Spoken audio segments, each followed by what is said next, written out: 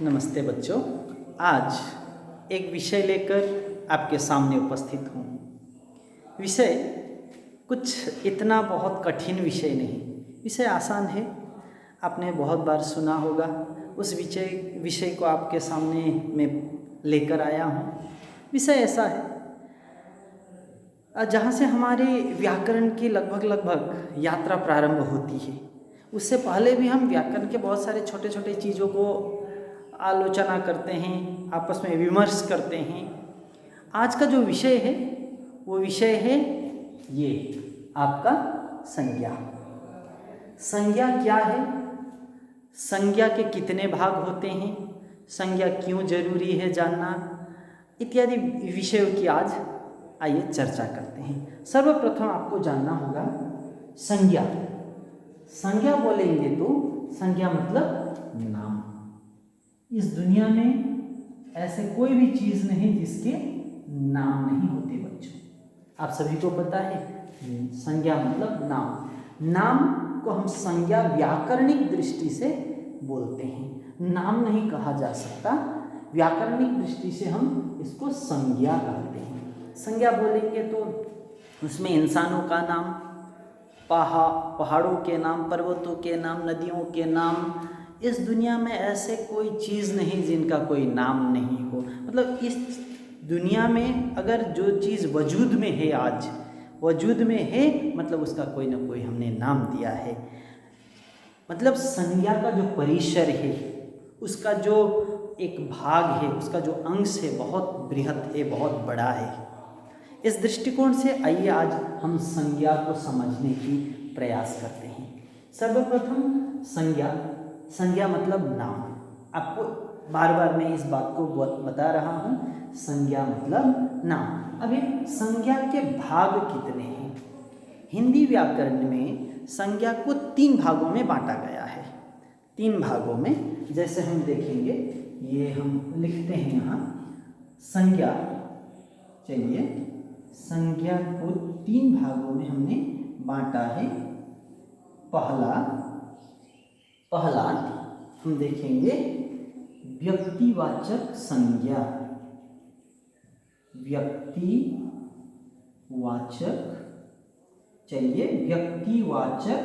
संज्ञा पहला भाग। फिर दूसरे भाग को हम इस प्रकार से लिख सकते हैं, जैसे जातिवाचक संज्ञा,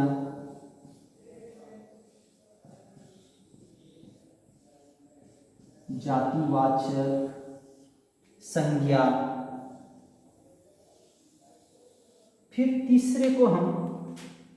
तीसरा भी बहुत जरूरी है, तीसरे को हम बोलेंगे भाववाचक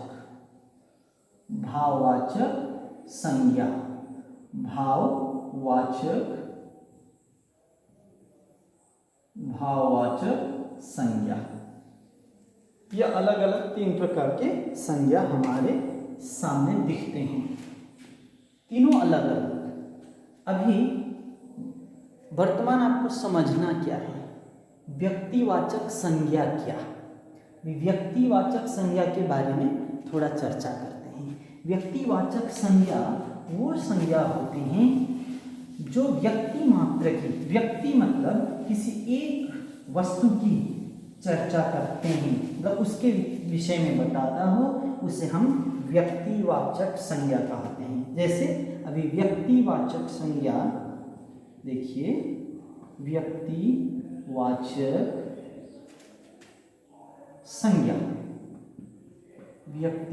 संज्ञा क्या है?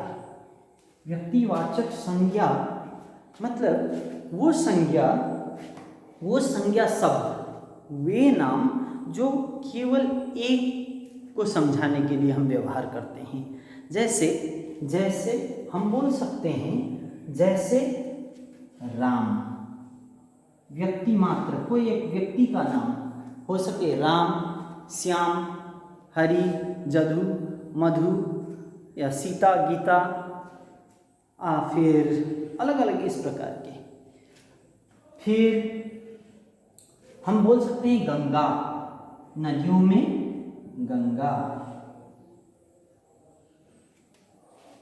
नदियों में हम बोलेंगे गंगा को, गंगा। गंगा हो गई, यमुना, फिर सरस्वती, फिर जॉर्डन, अमेज़न, ऐसे ऐसे दुनिया के हर एक एक नदियों का नाम एक एक, ठीक है। फिर भवनों के नाम भी हम बोल सकते हैं। ये हो गए इंसानों के नाम, नदियों के नाम। फिर हो सकते हैं भवनों के नाम, जैसे भवनों के नाम हो सकता है लाल किला, ठीक है, लाल किला, लाल किला, ताजमहल, कुतुब मीनार से लेकर चार मीनार इत्यादि इत्यादि भवनों के नाम। फिर शहरों के नाम हो सकते हैं, जैसे दिल्ली, जैसे दिल्ली, या आप लिख सकते हैं कोलकाता, जैसे कोलकाता, ठीक है। फिर आप राज्यों के नाम बोल सकते हो। राज्यों के नाम मतलब जगहों के नाम, जैसे हम इस प्रकार से लिखते हैं असम, असम। इस प्रकार से फूलों में गुलाब, चंपा, चमेली, गेंदा, इस प्रकार से। मतलब जो व्यक्तिवाचक संज्ञा बोलेंगे तो केवल एकमात्र वस्तु की जानकारी हमें मिलनी चाहिए, एक विषय की, एक वस्तु की नाम, ठीक है। तो वो हो जाएगा व्यक्ति मात्र, अकेले का, व्यक्तिवाचक। इसलिए आपको ये याद रखना होगा, व्यक्तिवाचक। व्यक्ति बोलेंगे तो कोई एक व्यक्ति मात्र, मतलब अकेले का, समूह में नहीं। अभी आते हैं हम दूसरा जो हमने बताया था, दूसरा जिसको हमने बोला था जातिवाचक संज्ञा। आइए देखते हैं जातिवाचक संज्ञा। अभी जातिवाचक संज्ञा बोलेंगे तो ये शब्द बहुत आसान है। देखिए जातिवाचक, जैसे जातिवाचक संज्ञा बोलेंगे तो समूह होना चाहिए, एक समूह का, एक ग्रुप का, अकेले का नहीं। लेकिन इससे पहले हमने देखा था व्यक्तिवाचक संज्ञा में अकेले का। अभी हम देख रहे हैं जातिवाचक मतलब अकेले का नहीं, इसका विपरीत, समूह में, ठीक है। जैसे हम बोल सकते हैं नदी, नदी। इस दुनिया में कितनी सारी नदी हैं, कितनी सारी नदियां, बहुत सारे नदियां हैं इस दुनिया में। फिर हम बोल सकते हैं भवन, भवन। इस दुनिया में बहुत सारे भवन हैं। अभी भवन बोलेंगे तो एक बार में बहुत सारे, एक ग्रुप का नाम समझा जा सकता है। हम बोल सकते हैं आदमी, ठीक है, आदमी, आदमी। हम बोल सकते हैं देश। इस दुनिया में बहुत सारे देश हैं, इस दुनिया में बहुत सारे देश हैं। और इस प्रकार से हम बोल सकते हैं पुस्तक, पुस्तक बोल सकते हैं। मतलब जातिवाचक संज्ञा मतलब ऐसे शब्द जो एक जाति को समझाए, एक समूह को समझाए, अकेले को नहीं। हम बोल सकते हैं शेर, हम बोल सकते हैं पहाड़, हम बोल सकते हैं पर्वत, हम बोल सकते हैं नदी, हम बोल सकते हैं सागर, इत्यादि इत्यादि, ठीक है। जो जाति को समझाए वो हो गया जातिवाचक, क्योंकि यहाँ स्पष्ट लिखा है जातिवाचक संज्ञा। अभी इससे आगे देखेंगे जो अंतिम हमारा संज्ञा का भाग था वो है भाववाचक संज्ञा शब्द। अभी भाववाचक संज्ञा किसे कहते हैं, आप देखिए भाववाचक संज्ञा, भाववाचक संज्ञा। अब ये भाववाचक संज्ञा है क्या वास्तव में? भाववाचक संज्ञा कोई व्यक्तिवाचक संज्ञा जैसा नहीं, किसी व्यक्ति मात्रा को बोला जाए, ठीक है, या कोई जाति समूह को लेकर भी यहाँ कोई चर्चा नहीं है। यहाँ तो भाव है। भाव मतलब मन में उत्पन्न होने वाले आपके विचार। भाव में, भाव बोलेंगे तो कोई एक व्यक्ति मात्र की नहीं, कोई एक वस्तु की नहीं, वो तो एक भाव है जो आपके मन में, आपके हृदय में उत्पन्न होता हो, क्योंकि ये जो संज्ञा शब्द है ये भाववाचक संज्ञा शब्द है। भाववाचक संज्ञा शब्द, अभी भाववाचक संज्ञा शब्द बोलेंगे तो भाववाचक में बहुत सारी चीज़ें आ सकते हैं। भाव में बहुत सारी चीज़ें आ सकते हैं, जैसे भाव में आपका दशा आ सकता है, दशा, ठीक है। भाववाचक संज्ञा में कैसे आएगा मैं आपको समझाऊंगा। देखिए, भाववाचक संज्ञा का दशा होगा, गुण होगा, गुण, दोष हो सकता है, इसमें दोष हो सकता है, गुण दोष, ठीक है।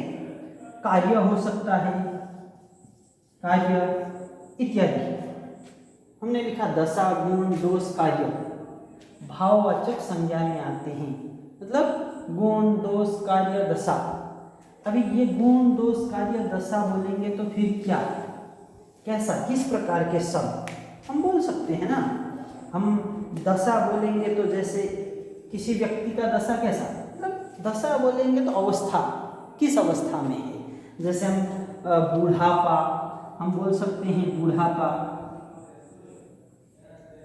बुढ़ापा, ठीक है। हम बोल सकते हैं जवान, जवान। ये देखिए, यहाँ कोई व्यक्ति मात्र का नाम नहीं है, यहाँ कोई जाति मात्र का नाम नहीं, ये तो भाव है। बुढ़ापा, किसी व्यक्ति को हमने देखा बहुत बूढ़ा है, वो अच्छा, उस व्यक्ति को देखिए तो, उस दादाजी को देखिए तो, उस ताऊ जी को देखिए तो उनको तो बुढ़ापे ने घेर लिया है। हम इस प्रकार से चर्चा करें। वो जो बुढ़ापा है, न उनका नाम है न कोई जाति का नाम, वो तो एक आपके मन में भाव उत्पन्न हुआ उनको देखकर, उसको हमने बोला है भाववाचक संज्ञा। कोई एक हृष्ट पुष्ट जवान आदमी को हमने देखा, वाह क्या जवान है, हम इस प्रकार से चर्चा करते हैं, मतलब वो मन में उत्पन्न होने वाले भाव। इसलिए ये जो जवान हमने लिखा है ये भाववाचक संज्ञा शब्द है, भाववाचक का दशा भाग, ठीक है। ऐसे बहुत सारे होंगे।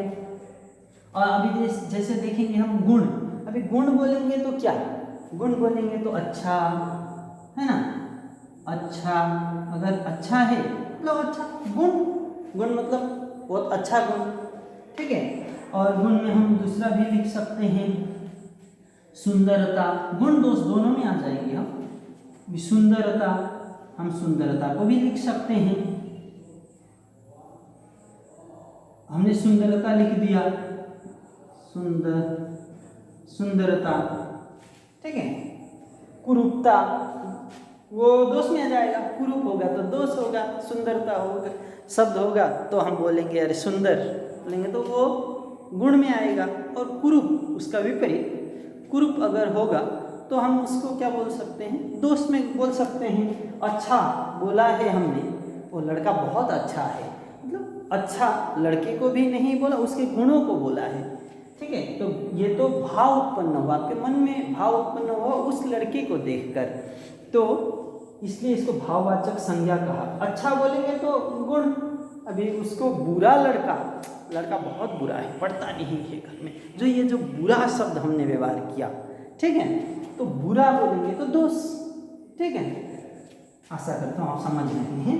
आगे जैसे कार्य बोलेंगे तो, ठीक है, कार्य बोलेंगे तो हंसी हम बोल सकते हैं, हम बोलते हैं ना हंसी तो फंसी, ठीक है। ये जो हंसी, हंसी कार्य है, मतलब हंसना एक कार्य है, उसमें क्रिया होता है, ठीक है। समय वो कार्य है, हंसने के लिए कुछ समय चाहिए, तो हंसी हो गया भाववाचक संज्ञा का कार्य भाग, ठीक है, भाववाचक संज्ञा का कार्य भाग, जैसे हंसी। फिर दूसरे ऐसे हम बहुत सारे ऐसे शब्द को बोल सकते हैं, कमाई, कमाई, ठीक है, हंसी, और ऐसे अन्य हम शब्द पढ़ाई, लिखाई, कमाई, हंसी, ठीक है। फिर उसके बाद रोना, ये सारी चीज़ें हमारे यहाँ पर आ जाएंगे, संज्ञा शब्द के, भाववाचक संज्ञा शब्द के अंदर आ जाते हैं, ठीक है। आशा करता हूँ आप इतने चीज़ों को आपने समझ लिया है। एक बार मैं पुनः दोहराना चाहूँगा, इसको पुनः आपको बनाकर दिखाना चाहूँगा, एक छोटा सा डायग्राम बनाकर देखते हैं ये किस प्रकार से होता है। ठीक है, आइए पुनः इसको एक बार समझने की कोशिश करते हैं। जैसे संज्ञा, हम थोड़ा आगे रिवाइंड होकर जाते हैं। संज्ञा में हमने बोला था संज्ञा के 3 भाग, व्यक्तिवाचक, जातिवाचक, भाववाचक। 3 अलग अलग प्रकार के हमारे संज्ञा शब्द हैं हिंदी व्याकरण में। व्यक्तिवाचक, जातिवाचक, भाववाचक। व्यक्तिवाचक संज्ञा, जातिवाचक संज्ञा, भाववाचक संज्ञा। अभी आगे देखेंगे व्यक्तिवाचक संज्ञा में कौन से वो शब्द, मैंने बोला था व्यक्ति मात्र की, किसी एक व्यक्ति की, एक वस्तु की, एक चीज़ की अगर हम बात करते हैं, उसका निश्चित नाम देकर अगर उसको पुकारते हैं तो वो हो जाएगा व्यक्तिवाचक संज्ञा। उदाहरण देखिए आप, व्यक्तिवाचक संज्ञा में कोई व्यक्ति मात्र हो सकता है। जैसे व्यक्ति मात्र बोलेंगे तो संजय, राम, श्याम, जैफलिन, ऐसे इत्यादि विभिन्न नाम, तो हर व्यक्तियों के नाम, एक एक व्यक्ति। ठीक है, व्यक्ति, ये व्यक्ति बोलेंगे तो संज्ञा नहीं है। ये जो नाम मैंने आपको समझाने के लिए यहाँ पर व्यक्ति लिखा है, कोई व्यक्ति मात्र की। जैसे भवनों के नाम हो सकते हैं, भवनों के व्यक्तियों के नाम यहाँ हो गए, तो भवनों के नाम हो सकते हैं। यहाँ पर जैसे हमने ताजमहल लिखा, लाल किला, कुतुब मीनार से लेकर दुनिया के अलग अलग प्रकार के बड़े बड़े भवनों के नाम हो सकते हैं। ठीक है, भवनों के नाम। फिर आगे हमने देश हो सकते हैं, मतलब देशों के नाम, एक इंडिविजुअल देश, एक देश। कंट्री बोलेंगे तो, देश बोलेंगे तो फिर वो समूह में आएगा, वो जाति में जाएगा। देश नहीं, देशों के नाम, देश नहीं देशों के नाम, एक एक देश। जैसे हमने लिखा है Bharat, Japan, Australia, England, France, Sweden, Japan, German, ऐसे आगे आप जा सकते हैं। सारे दुनिया के देशों के नाम अलग अलग। फिर पर्वत में जैसे हमने लिखा है यहाँ पर हिमालय, नीलगिरी, आल्प्स, ऐसे अलग अलग जितने भी दुनिया में पर्वत हैं उनके अपने अपने नाम वो हो सकते हैं। फिर नदी में हमने देखा है गंगा, यमुना, सरस्वती, जॉर्डन से लेकर बहुत दुनिया के मिसिसिपी से लेकर जो दुनिया के बड़े बड़े नदियाँ हैं, मतलब सभी नदी जिनके अपने अपने नाम हैं, उनको इंडिविजुअली जब पुकारते हैं, एक एक को वो जैसे नाम से जानते हैं हम, तब उनको हम व्यक्तिवाचक संज्ञा कहेंगे। फिर यहाँ पर पुस्तक में हमने यहाँ पर एक नाम दिया है सबका प्रचलित, गोदान, मुंशी प्रेमचंद का। ठीक है, गोदान से हम बाइबल बोल सकते हैं, धर्म ग्रंथों में हम बोल सकते हैं गीता, हम कुरान, त्रिपिटक, ऐसे। ठीक है, गोदान से लेकर अलग अलग प्रकार के जितने भी हैं, ये जो है व्यक्तियों के नाम, भवनों के नाम, देशों के नाम, फिर पर्वतों के नाम, नदियों के नाम, पुस्तकों के नाम, अलग अलग जो नाम हैं एक एक करके, इन सभी को हम व्यक्तिवाचक संज्ञा में गिनते हैं, या ये व्यक्तिवाचक संज्ञा के अंश हैं। लेकिन अगर हम व्यक्ति बोलेंगे तो वो व्यक्ति जाति में जा सकता है, जातिवाचक संज्ञा शब्द में जा सकता है। देश बोलेंगे, सिर्फ देश बोलेंगे तो वो जातिवाचक संज्ञा होगा। अगर हम देश बोलते हैं, देश बोलेंगे तो जातिवाचक संज्ञा शब्द होगा, सिर्फ देश। क्योंकि दुनिया में बहुत सारे देश हैं, देश मतलब एक जाति है, बहुत सारे देश हैं। भवन बोलेंगे तो ये जातिवाचक संज्ञा में जाएगा, भवन बोलेंगे तो। फिर देश बोलेंगे तो भी ये जातिवाचक संज्ञा में जाएगा। लेकिन अगर भारत बोलेंगे तो भारत हमने बोल दिया तो ये व्यक्तिवाचक होगा। लेकिन देश हमने लगाया, एक शब्द लगाया, तो देश तो दुनिया में अलग अलग प्रकार के देश हैं, हजारों देश, 200 से ज़्यादा देश हैं। तो ये जो देश है, देश बोलते ही वो क्या होगा, जातिवाचक में चला जाएगा। व्यक्ति बोलेंगे तो इस दुनिया में कितने मिलियन ट्रिलियन लोग हैं। अभी व्यक्ति, एक एक व्यक्ति विशेष का नाम बोलेंगे तो वो हो जाएगा व्यक्तिवाचक। लेकिन जब हम व्यक्ति बोलेंगे तो वो हो जाएगा जाति। ठीक है, व्यक्ति बोलेंगे तो जाति। फिर पर्वत, दुनिया में अलग अलग प्रकार के अलग अलग पर्वत है, कितने सारे इस विश्व में पर्वत हैं, विश्व में बहुत सारे पर्वत हैं। तो इन पर्वतों को अगर मैं पर्वत बोलूँ, सिर्फ पर्वत अगर आपको बोल देता हूँ तो ये जाति में चला जाएगा, ये भी होगा जाति। फिर नदी बोलूँगा, दुनिया में बहुत सारे नदी हैं, लेकिन अगर एक एक नदी का नाम देकर मैं बोलूँ तो गंगा, यमुना, सरस्वती, इस प्रकार से अगर मैं नदियों का नाम देकर बोलूँ तो वो हो जाएगा व्यक्तिवाचक। लेकिन अगर सिर्फ नदी बोलूँगा तो ये भी जाति में चला जाएगा, जातिवाचक हो जाएगा।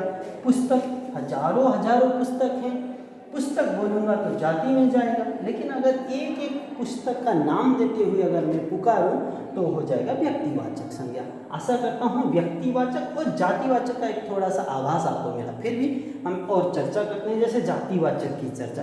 जातिवाचक बोलेंगे तो ये जैसे जातिवाचक संज्ञा बोलेंगे हम, तो इसमें प्राणी में बहुत सारे ऐसा, प्राणी में गाय तो बहुत सारे हैं, आदमी अभी हमने यहाँ पर बोला था ना, संजय, राम, हरीश, कृष्ण से लेकर गौतम से बोलते हुए आगे हजरत मोहम्मद, ऐसे बोलते हुए जाएंगे तो वो हो जाएगा व्यक्तिवाचक संज्ञा का उदाहरण, वो हो जाएगा व्यक्तिवाचक। लेकिन अगर हम बोलते हैं आदमी तो बहुत सारे आ गए एक समूह में जब आते हैं तो वो हो जाएगा जातिवाचक, एक जाति को समझाया गया तो जातिवाचक संज्ञा हो जाएगा।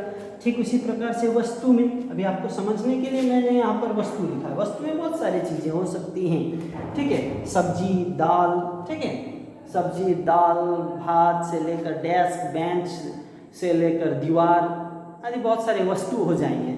वो सारे यहाँ पर जाति में आ जाएंगे। स्थान में भी जैसे अगर हमने बोला है गांव, शहर, ठीक है, नगर, ऐसा अगर हमने बोला है तो वो भी हो जाएगा जातिवाचक संज्ञा शब्द, ठीक है। लेकिन अगर एक गांव का नाम हमने बोल दिया, कोई एक गांव का नाम हमने बोल दिया, जैसे मुगासंग एक गांव का नाम है, ऐसा अगर हमने नाम बोल दिया तो वो हो जाएगा फिर एक इंडिविजुअल गांव का जब हम नाम बोलते हैं, एक गांव का नाम, तो फिर व्यक्तिवाचक में चला जाएगा। लेकिन अगर गांव बोलेंगे तो हजारों गांव हैं इस दुनिया में, तो गांव बोलते ही वो जाति में चला जाता है क्योंकि वो समूह का उदाहरण है, ठीक है। आगे देखेंगे, आशा करता हूँ इतना दो व्यक्तिवाचक और जातिवाचक की आपको एक आभास मिली होगी। और अंतिम जो है वो है भाववाचक संज्ञा शब्द। यहाँ कोई व्यक्ति विशेष की बात नहीं, यहाँ सिर्फ भाव है, मन में उत्पन्न होने वाले हमारे विचार, भाव, ठीक है। भावों के जो नाम हैं वो भावों के नाम नहीं, वो भाव हैं, मन में उत्पन्न होते हैं जिस प्रकार के भाव, उसी को लेकर हम यहाँ पर एक संज्ञा का एक भाग को हम भाववाचक संज्ञा शब्द बोलते हैं। भाववाचक संज्ञा शब्द क्या क्या है, जैसे दशा में हो सकते हैं, बुढ़ापा, यौवन, बचपना, ठीक है, ये हो जाएगा दशा में। दशा मतलब स्थिति, किस प्रकार की स्थिति में है अभी, है ना, कौन सा समय है, समय को दर्शाने के लिए हम ये दशा शब्द का व्यवहार करते हैं। फिर गुण दोष में हो सकते हैं आप, यहाँ पर हमने कायरता लिखा, कायरता गुण नहीं हो सकता, कायरता दोष है ना। तो जो अच्छा है उसको हम गुण बोलते हैं, जो बुरा भाव जो मन में उत्पन्न करे उसको हम बोलेंगे क्या, दोष, ठीक है, दोष गुण है। अभी यहाँ पर कायरता, अगर सुंदरता लिखा होता तो गुण होता, सुंदरता, कायरता, ठीक है। घृणा शब्द बोलेंगे वो तो गुण नहीं हो सकता, वो दोष ही है, ठीक है। ठीक इस प्रकार के जो भाव हमारे मन में उत्पन्न होते हैं। और जैसे देखिए भाव में क्या है, मित्रता, शत्रुता इत्यादि मन में उत्पन्न होने वाले भाव हैं ये सारे। फिर कार्य में जैसे थकावट, रुकावट, बनावट से लेकर, सिर्फ मैं वट की आपको आपके सामने बोल रहा हूँ तो आप इस प्रकार के से ना सोचें कि कार्य में सिर्फ यही आते हैं, इसमें हंसी आ सकती है, ठीक है। तो ये जो हमारे भाववाचक संज्ञा शब्द हैं, मन में उत्पन्न होने वाले भाव, कोई व्यक्ति का नाम नहीं, कोई जगह का नाम नहीं, कोई समूह का नाम नहीं, कोई जाति का नाम नहीं, मन में उत्पन्न होने वाले भाव, उसको हम भाववाचक संज्ञा शब्द कहते हैं। आशा करता हूँ आपको क्लियर हुआ है, थोड़ा बहुत समझ में आया है। एक बार पुनः दोहराता हूँ फिर समाप्त करूँगा। संज्ञा व्यक्तिवाचक, जातिवाचक, भाववाचक संज्ञा के 3 रूप हैं। संज्ञा मतलब है नाम, संज्ञा का मतलब है नाम। दुनिया में जितने भी नाम हैं ये सारे संज्ञा में गिने जाते हैं, लेकिन हिंदी में व्याकरणिक दृष्टि से संज्ञा, नाम को संज्ञा कहकर पुकारा जाता है।